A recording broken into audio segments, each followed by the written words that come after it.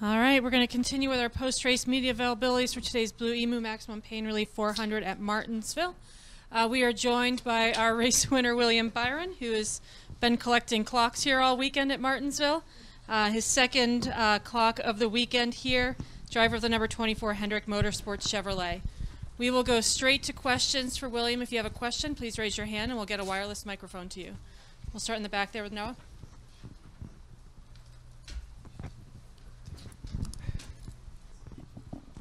No, Lewis, TSJ Sports. First off, congratulations, William. Thanks, appreciate it. And then second off, can you just talk a little bit about how the car felt tonight? It seemed like a bit of an odd race here at Martinsville in terms of what we usually see, and passing seemed pretty low.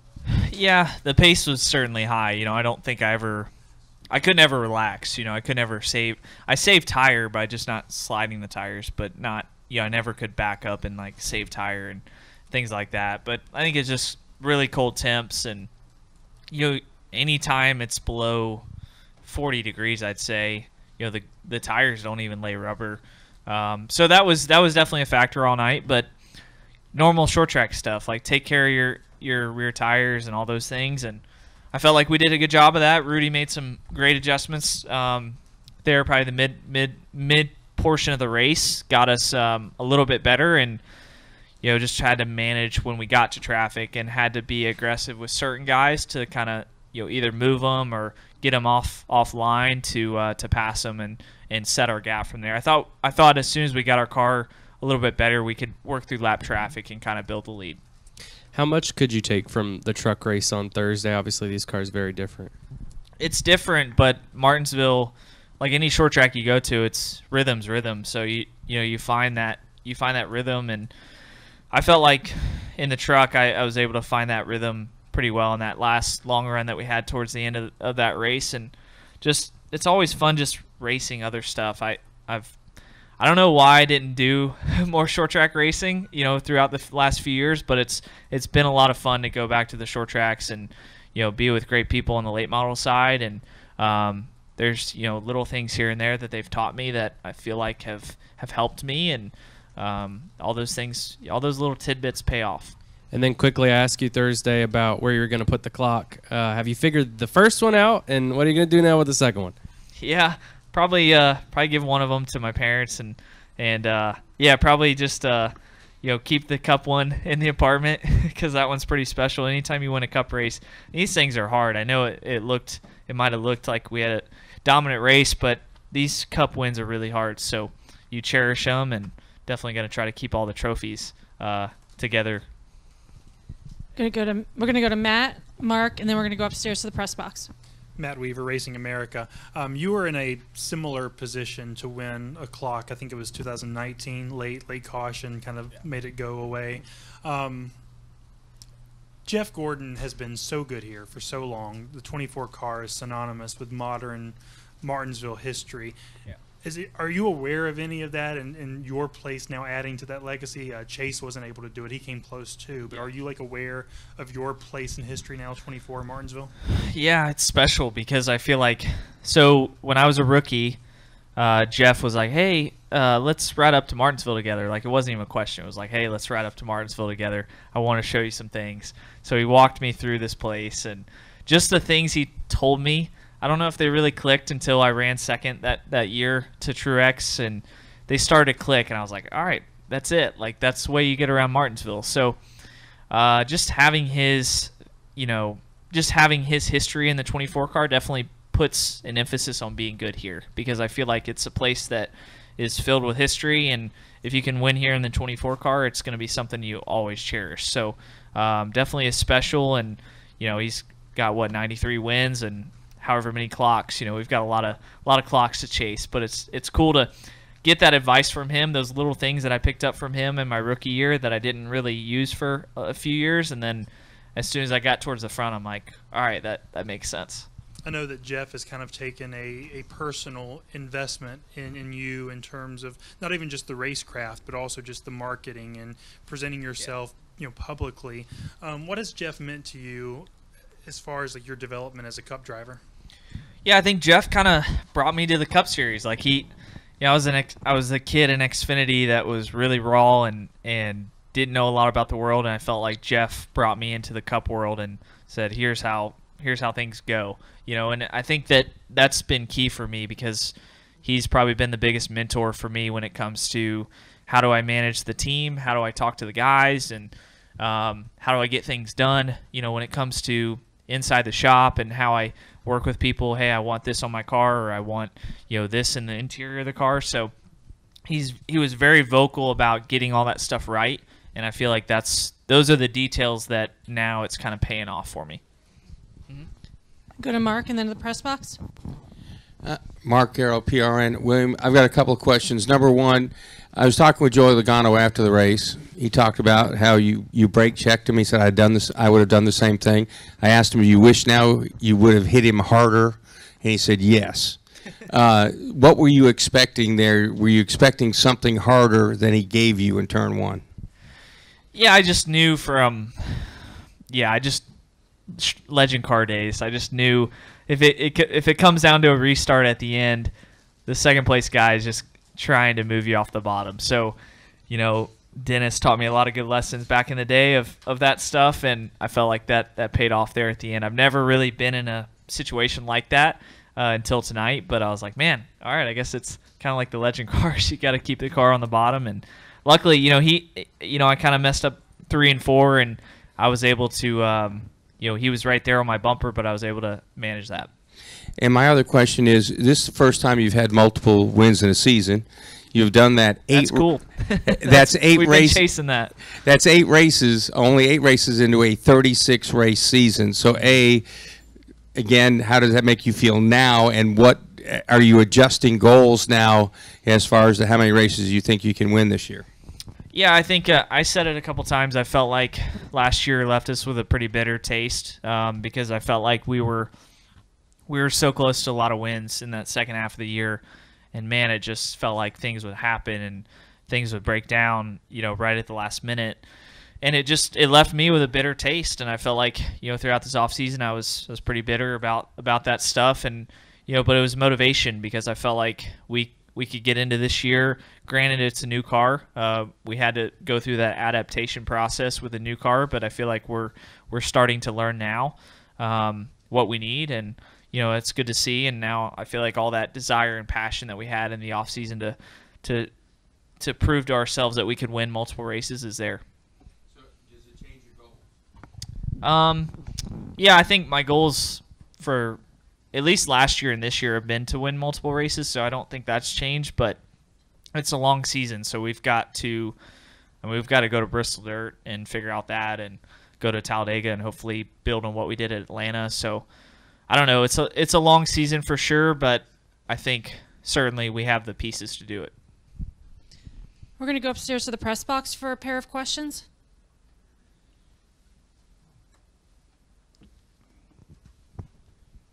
You guys can go ahead in the press box.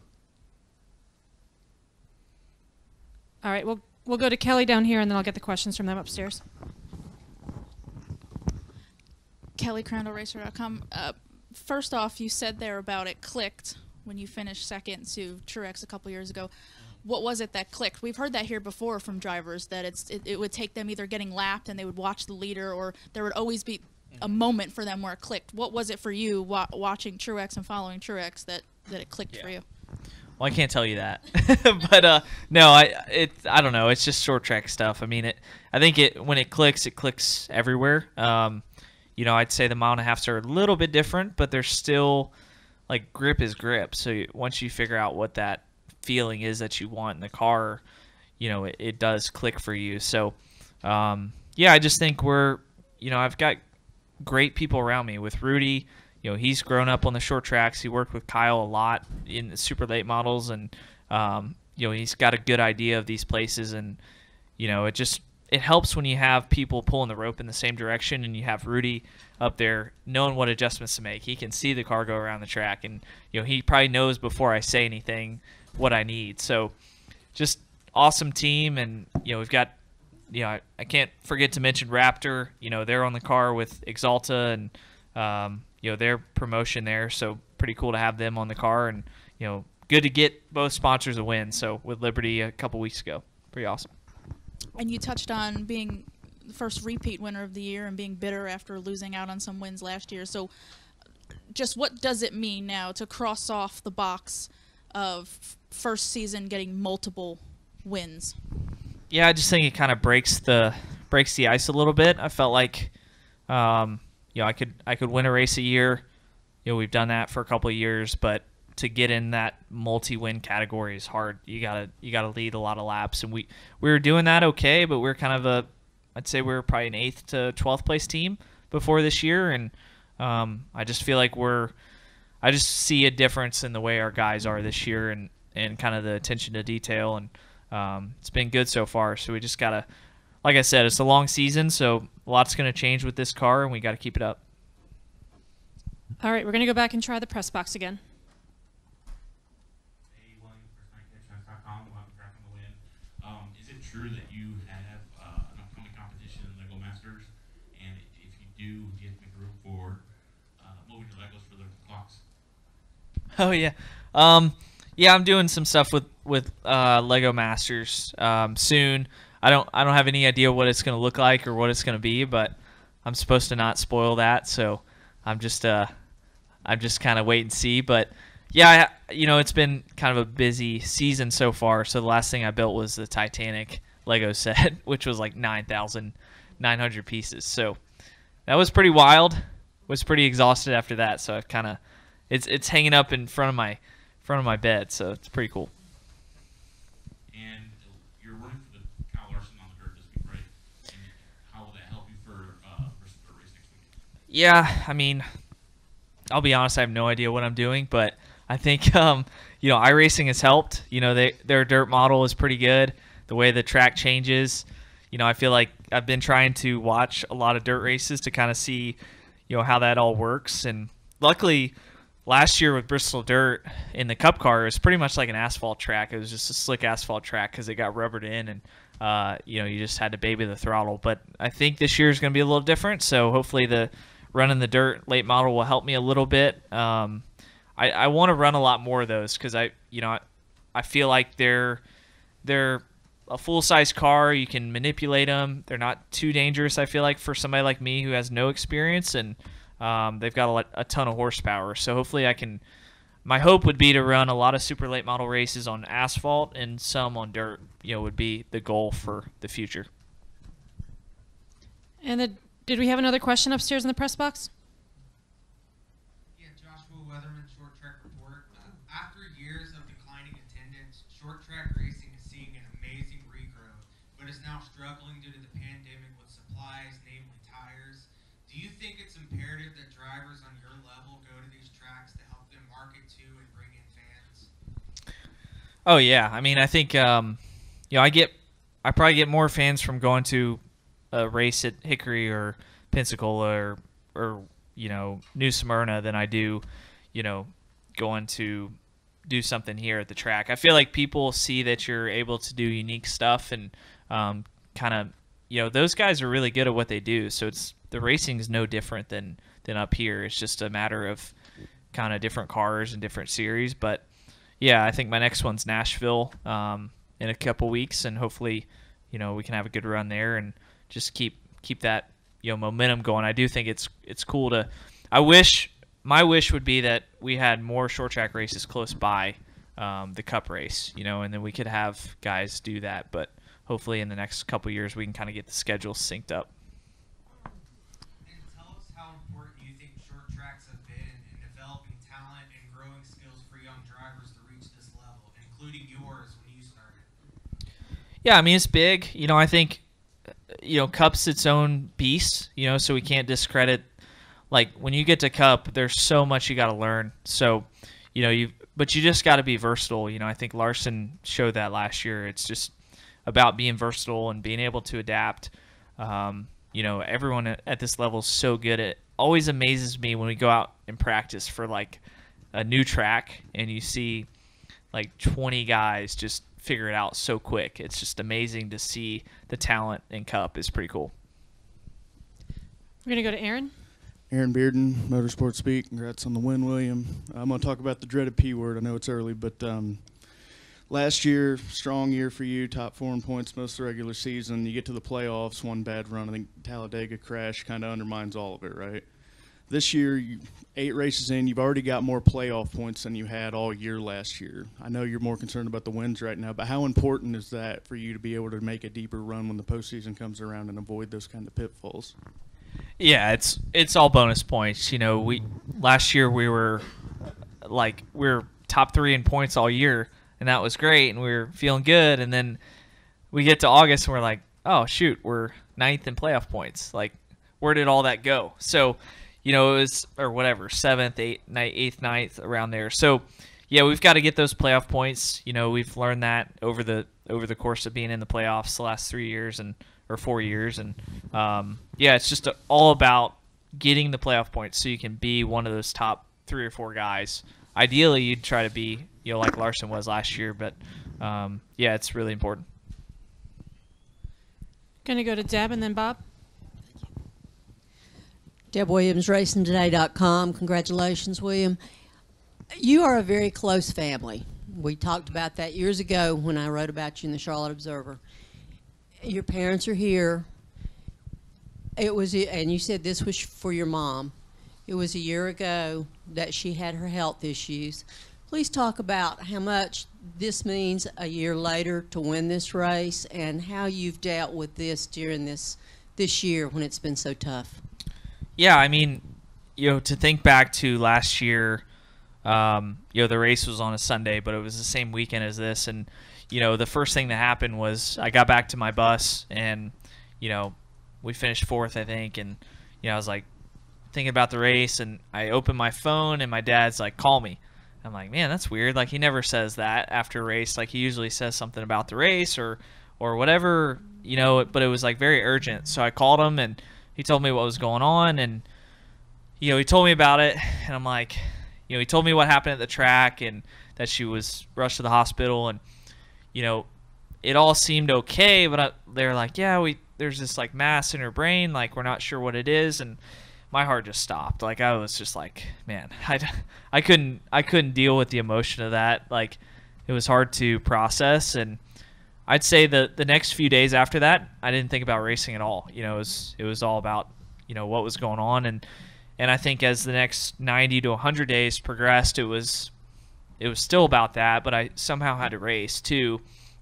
And that was a tough challenge, but we worked through it. And, it was, like my dad always says, it was a crazy 100 days or crazy 90 days. And, as we got on the other side of that, there was a lot of bright side, and, great to have her here and have them here and just see, how things have progressed in a year. It's been amazing. So definitely makes you count your blessings and be thankful for everything. And nothing more special than tonight to kind of cap it all off, a year later on the same weekend. So pretty special and, yeah, pretty cool.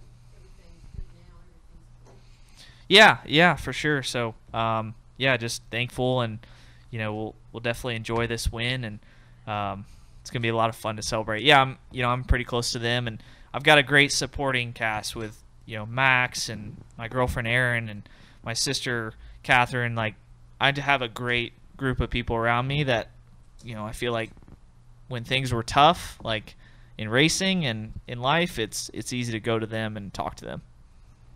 Mm-hmm. Go to Bob. Bob Pockris, Fox Sports. Were you surprised so many other drivers stayed out, or was tire wear and track position so kind of rare for this track that you knew that they were all going to have to stay out? Well, I definitely didn't know what they were going to do. I thought they would do the opposite of us for sure. And Rudy was adamant about that. And I think I said something like, I think my tires are okay or something, because I was trying to encourage that a little bit, but I didn't really want to make his decision. I wanted to see how it played out, and I wanted to stick with whatever he thought was best. But when he said stay out, I was like maybe 60-40 on that decision. I'm like, all right, I could see how that would work, but I could also see how that could not work at all. So, luckily it worked out. I think the 3 had the biggest decision in that. He decided to stay out in second, and everyone kind of followed suit. So, yeah, it could have been interesting if those guys had tires for sure.